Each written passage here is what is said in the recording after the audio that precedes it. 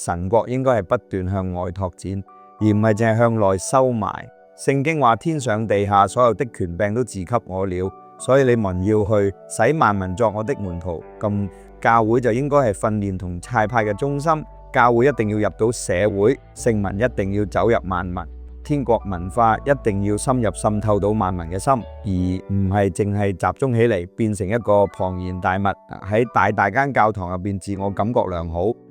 你們必得着聖靈的恩膏與能力，你們要在耶路撒冷直到地極作的見證。就因為西方教會喺過去千幾年真係用生命同血汗回應咗主嘅差派，將天國嘅福音傳到東方亞洲各國，好冇？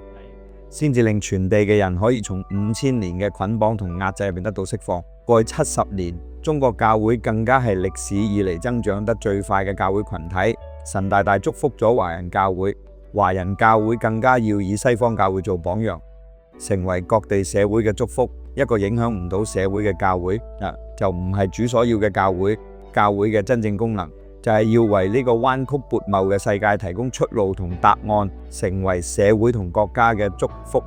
呢句說話係聖靈喺20幾年深刻印咗喺我心入邊嘅，因為呢句說話咁多年嚟，我成日問自己，我哋而家所建立嘅教會係咪就係主想要建立嘅教會呢？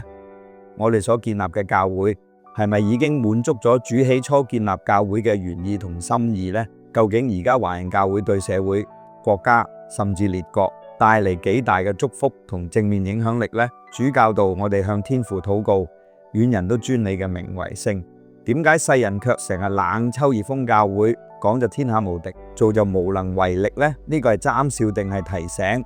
就要睇聽嘅人點樣揀。教會係天國文化喺地上嘅載體同執行者。當天國文化對社會發揮正面影響，人心就會由背離神轉向歸向神，神就會將得救嘅人數日加俾教會，一日3000人、5000人信主都會變得好正常，甚至成為新常態。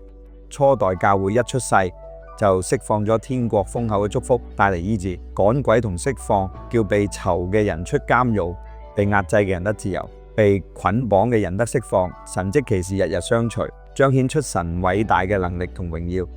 初代教會為社會帶嚟嘅祝福同神蹟奇事嘅影響力西方教會千百年嚟一直代代相傳。今日華人教會都接過咗棒，領受咗將天國嘅福音傳回耶路撒冷嘅命定。華人教會能唔能夠盡忠，跑得更好？